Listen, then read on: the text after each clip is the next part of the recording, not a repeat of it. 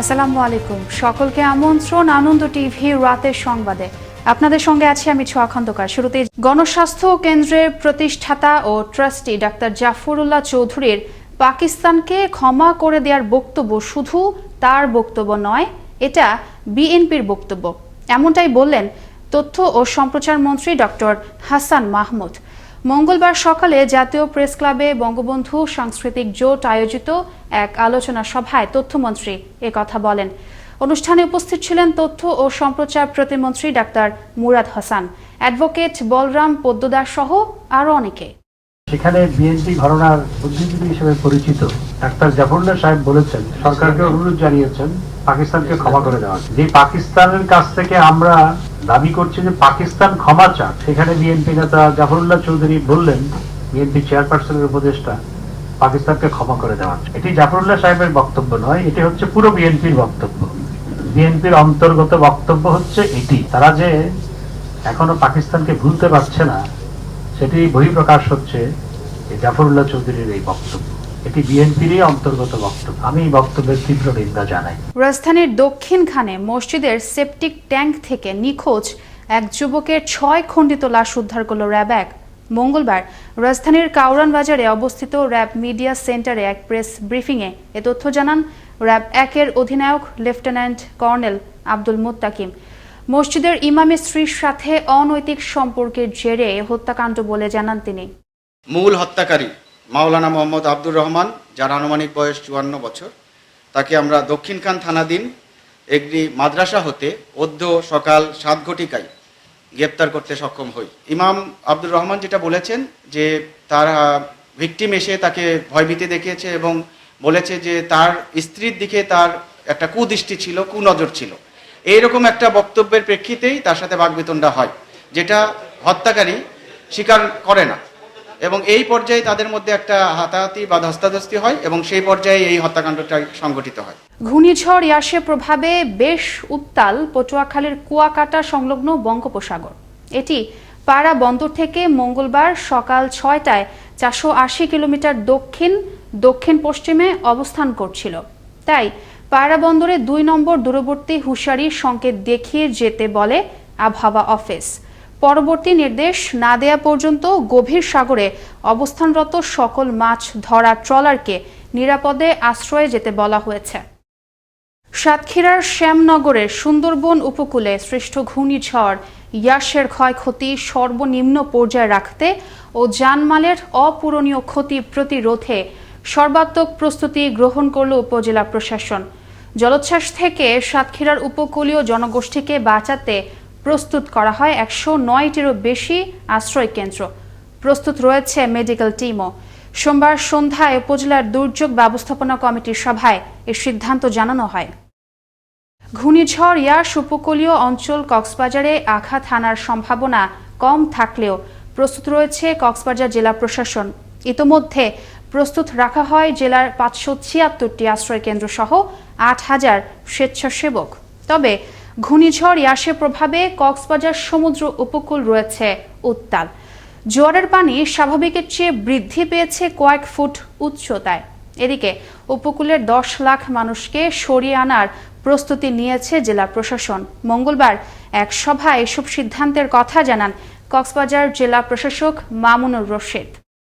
চুয়াডাঙ্গার দর্শনার জয়নগর চেকপোস্ট দিয়ে মঙ্গলবার বিকেল 4টা পর্যন্ত দেশে ফিরলেন ভারতে আটকে পড়া 648 জন বাংলাদেশি।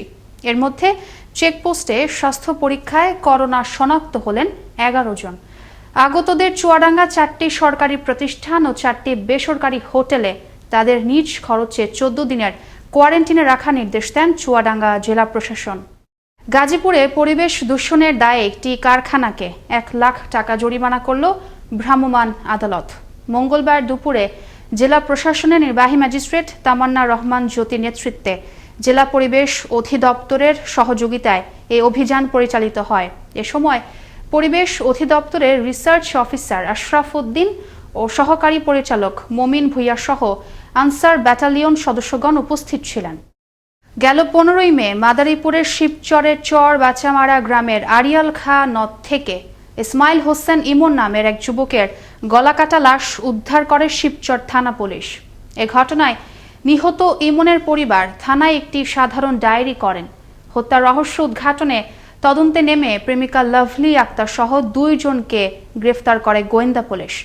ত্রিভুজ প্রেমের কারণেই বিসিএস পরীক্ষার্থী ইমনকে পরিকল্পিতভাবে গলা কেটে হত্যা করা হয় বলে মঙ্গলবার এক সংবাদ সম্মেলনে জানান মাদারীপুর জেলা পুলিশ সুপার গোলাম মোস্তফা রাসেল। মঙ্গলবার সকাল থেকে ঘূর্ণিঝড় ইয়াসের প্রভাবে অস্বাভাবিক জোয়ারে প্লাবিত হতে থাকে নোয়াখালীর হাতিয়ার নিম্নাঞ্চল। এছাড়া নিঝুমদ্বীপ ইউনিয়নে বেড়িবাঁধ না থাকায় 2টি গ্রাম সম্পূর্ণভাবে পানিতে তলিয়ে যায়। ঘূর্ণিঝড়ের প্রভাবে হাতিয়ার চারপাশের নদীতে বৃদ্ধি পায় স্বাভাবিক জোয়ারের চেয়ে 3 থেকে 4 ফুট বেশি পানি। এদিকে ক্ষতিগ্রস্তদের সহযোগিতার আশ্বাস দেন উপজেলা নির্বাহী কর্মকর্তা ইমরান হোসেন। গাজীপুরের হোতাপাড়ায় অবস্থিত মণিপুর মুস্তাফিয়া মাদ্রাসার জেডিসির পরীক্ষার্থীদের কাছ থেকে মাদ্রাসা কর্তৃপক্ষ আদায় করে অতিরিক্ত ফি নেয়ার পরেও ফি এর কানা করিও বোর্ডে জমা দেয়নি মাদ্রাসা কর্তৃপক্ষ। এতে 46 জন শিক্ষার্থীর কেউই অংশগ্রহণ করতে পারেনি বোর্ড পরীক্ষায়। এমন ঘটনায় জেলা প্রশাসন আইনগত ব্যবস্থা গ্রহণের কথা জানালেও মুখ খুলতে নারাজ মাদ্রাসার অধ্যক্ষ। গাজীপুর থেকে আব্বাস উদ্দিনের তথ্য ভিডিওচিত্র দেখুন ডেস্ক রিপোর্ট। গাজীপুরের হোতাপাড়ায় অবস্থিত মণিপুর মুস্তাফিয়া মাদ্রাসা প্রতিষ্ঠানটির বিরুদ্ধে অতিরিক্ত ফি নিয়ে 2020 সালের জেডিসি পরীক্ষার রেজিস্ট্রেশন করার অভিযোগ করেন শিক্ষার্থী এবং তাদের অভিভাবকরা। তবে অতিরিক্ত ফি নেয়ার পুরো বিষয়টি শুরু থেকে গোপন রেখে এসেছে মাদ্রাসা কর্তৃপক্ষ। এমনকি 46 জন শিক্ষার্থীকে ভর্তি করানো হয় 9ম শ্রেণীতেও। তবে এক পর্যায়ে বিষয়টি জানাজানি হয়ে যায়। ঘটনার এখানেই শেষ নয়। রেজিস্ট্রেশন করালেও বোর্ড পরীক্ষায় অংশগ্রহণের জন্য বোর্ডের প্রকৃত ফিও জমা দেয়নি মাদ্রাসা কর্তৃপক্ষ।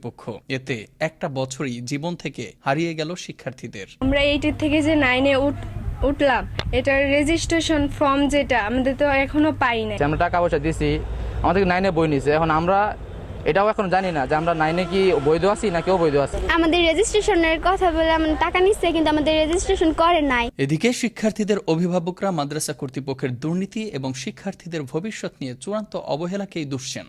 তো কষ্টের মাধ্যমে ধরেন এই পরিশ্রম করিয়া এই নাতিন লেখাপড়া করাইতেছে, যে পরীক্ষা দিছে সেই রেজিস্ট্রেশনটাই হয় নাই। সার্টিফিকেটের জন্য টাকা পয়সা দিছি, আমরা সার্টিফিকেট দিছে না, 8 থেকে 9-এ উঠাই দিছে। পরীক্ষার ফিস তাদের দেওয়া হয়েছে।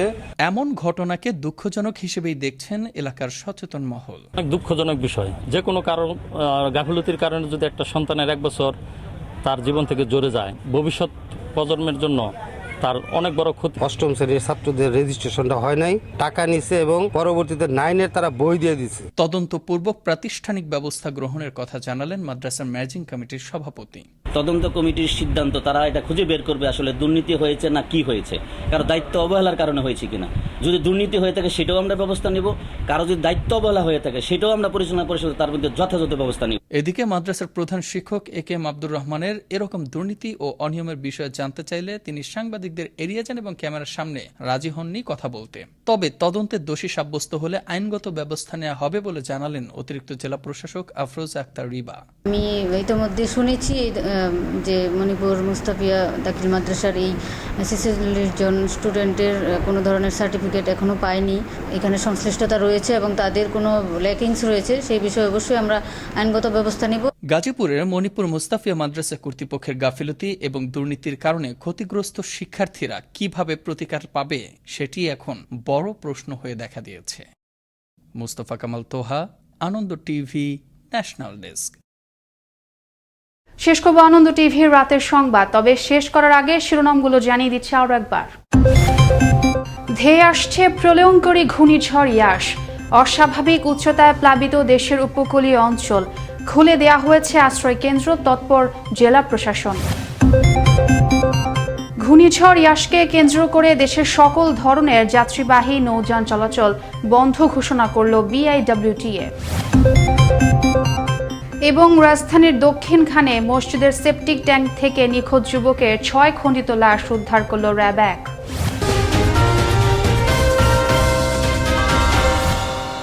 এই ছিল এখনকার মতো আনন্দ টিভির সর্বশেষ সংবাদ এবং বিনোদন সবার আগে দেখতে ভিজিট করুন www.facebook.com/anondtvd পেজে। ধন্যবাদ সকলকে, শুভরাত্রি।